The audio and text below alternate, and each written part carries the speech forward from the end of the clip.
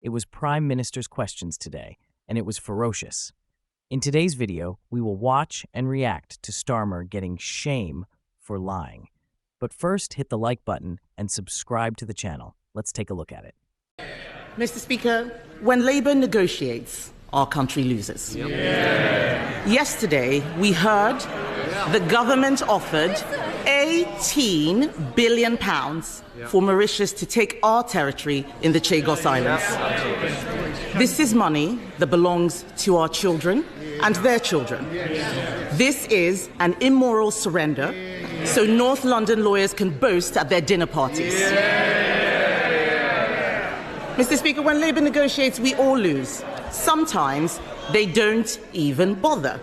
Why did the Energy Secretary withdraw government lawyers from defending the case against the eco-nutters who want to obstruct Rosebank's oil and gas fields? Mr. Speaker, let me deal with the serious issue she raises in relation to the Chagos case. This is a military base that is vital to our national security and to national security. A number of years ago, the legal certainty of that base was thrown into doubt.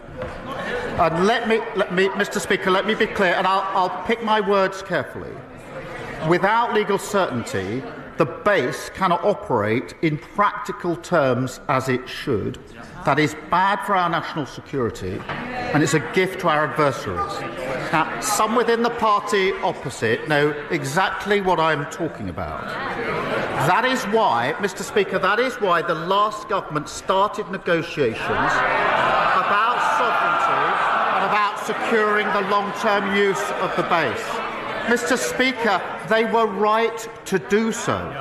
That's why the last government conducted 11 of the 13 rounds of those negotiations. And, Mr. Speaker, they were right to do so.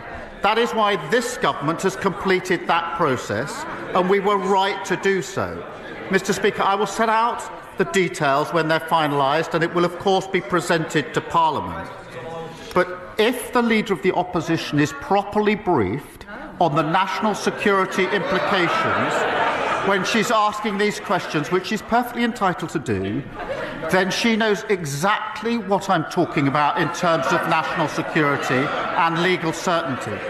If, on the other hand, she's not properly briefed on the national security implications, she's not doing her job, she's not concerned about national security, and she's not fit to be Prime Minister. Mr. Speaker, how can anyone believe that this man is defending UK interests when he bends the knee to anyone who asks him? His answer was so weak and so waffly, it is no wonder he needs a voice coach. But he didn't answer the question I asked him, why the Energy Secretary was not defending our country. The Energy and Environment Secretaries received nearly £400,000 worth of donations from Lisbeth Rousing. It's her money behind the court case that will stop an £8 billion investment, threaten thousands of jobs, and endanger energy security for all of us. Did the Energy Secretary refuse to defend UK interests because he's funded by billionaire eco-zealots? Prime Minister. Well, Mr. Speaker, I'll come to that very issue, but I noticed she didn't say she was briefed about the Chagos issue. This is important. Mr. Speaker, when she became Leader of the Opposition, I said to her that I would give her a briefing on any national security issue if she asked for it. That's very important to the way that we run our democracy. She has not asked for a briefing on the Chagos case. And that's because she's more interested in chasing reform than in national security. In relation to oil and gas, it will be part of our energy supply for many years to come. We've been absolutely clear about that. But we are going through a transition. It's important because that transition to renewable energy will give us lower bills, energy security, take Putin's foot off our throat, and it's good for the national interest. Mr. Speaker, this is a weak answer because he doesn't know what is going on. Last week, I asked about the employment bill. He didn't know what was going on. We asked about the education bill. He didn't know what was going on. Let me tell him what is going on. Maybe he can answer some questions. Shell has said a one-year delay to Rosebank will cost £350 million and the loss of 1,000 jobs. Yeah. Equinor has said a two-year delay to Jackdaw will cost £800 million. Yeah. The only benefit I can see is the £400,000 to Labour ministers. Yeah. At a time of war in Europe, threatened energy security, increased competition from the US and elsewhere, we should be getting British oil and gas out of the ground. Does the Prime Minister have the guts to take on Labour donors and his Energy Secretary and approve the licence applications when they are resubmitted? Prime Minister. Speaker, she doesn't even want to know what's going on, otherwise she'd have asked for the relevant briefing. She knows the position on Rosebank. She knows the court case that has meant that the licence has got to be reviewed. There's a process that's got to be gone through in the proper way. She understands that, but yet again she's proving all she can do is student politics and playing party politics. Mr. Speaker, I am speaking on behalf of the people of this country. When Labour negotiates, our country loses. When Labour negotiates, our country loses. He's talking about bringing growth and investment. Last week, he lost a £450 million investment from AstraZeneca that we negotiated, Mr. Speaker, and which would have delivered growth immediately. That same day, he also lost the £8 billion oil field investment that would have delivered next year. Business is abandoning the North Sea because of his decisions. What signal does he think he is sending to investors? As she knows, AstraZeneca was a commercial decision. She must understand that. But, Mr. Speaker, all she does is come here every week, carping from the sidelines, talking our country down. We've got the highest investment for 19 years. PwC say the second best place to invest in the world. The IMF has upgraded growth. Wages are up. Inflation is down. There's more to do. Reforming planning and regulation. Building new homes. Supporting a runway, the third runway at Heathrow. What unites these? Championed by Labour, opposed by the Tories. Mr. Speaker, it's so hard to believe anything he says. This is a man who needed emergency voice coaching on Christmas Eve. This government is so clueless. It is borrowing £8 billion. It is so clueless. It is borrowing £8 billion for GB Energy, a vanity project that is not great, not British, and does not produce any energy.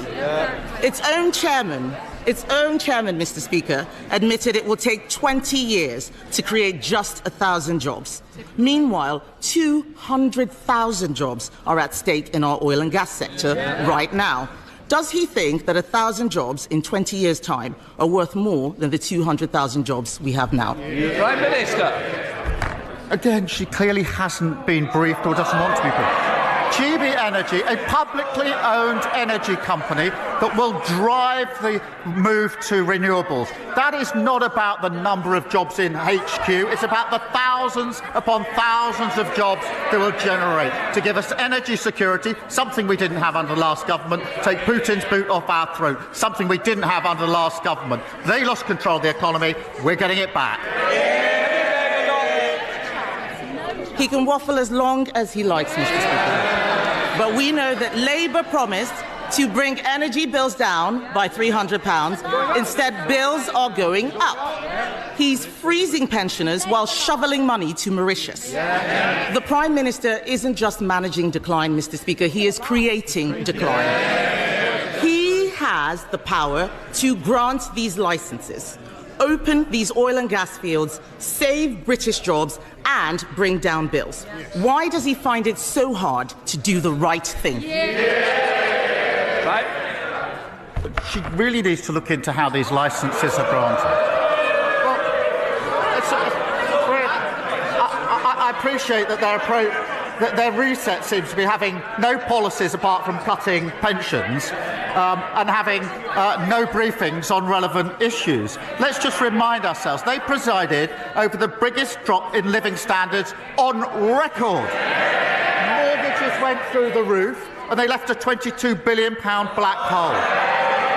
And we learned last weekend, Mr. Speaker, that under the last government, £35 billion was lost on benefit fraud and error. Who was at the Treasury at the time, you might ask, Mr. Speaker? The Shadow Business Secretary and the Leader of the Opposition. They want to give lectures. No thanks. What are your thoughts on this? Let me know in the comments section below. In other news, it is reported that one of Labour's most prominent donors has issued a stark warning to the party, threatening to withdraw his DARF support over what he describes as Chancellor Rachel Reeves's crippling budget. A fresh blow to a government already grappling with its lowest approval rating since taking office. Sacha Lord, a Labour member for 4 years and a major backer of the party, has sounded the alarm over the devastating impact the government's economic policies could have on businesses, particularly in the struggling hospitality sector. In a scathing letter sent on Tuesday, Lord accused the Chancellor of putting thousands of businesses at risk and urged Labour to change course before the damage becomes irreversible. I attended your manifesto launch. I supported you in your bid to become the government, and I believed you had a deep understanding of the problems on the ground. He wrote, not anymore. Lord, who chairs the Nighttime Industries Association, expressed his deep disappointment in Labour's handling of business policy, accusing the party of betraying its promise to be the champion of economic growth. I heard Labour declare itself the party for business and growth. I no longer believe that to be the case, he stated bluntly. His primary concern is the hospitality sector, a vital industry employing 3.5 million people across the UK that he says is now facing an existential threat due to the government's approach. According to Lord, as many as 9,000 pubs could be forced to shut their doors this year alone, with further closures expected if urgent action is not taken. These businesses are not just numbers, he stressed. They prop up our high streets, our communities, and our culture that we are famed for the world over. The letter serves as a dire warning to Labour that unless drastic steps are taken to support businesses, the party could face significant backlash from entrepreneurs and workers alike. If nothing changes, thousands more businesses will collapse and Labour will be responsible. He wrote, Chancellor, you must do better. With Labour's credibility on economic growth now under intense scrutiny, the government faces mounting pressure to address concerns from business leaders before its relationship with the private sector suffers lasting damage. What are your thoughts on what we discussed in today's video? Let me know down in the comments section below, and make sure you do drop a like on this video and subscribe to the channel for more British content.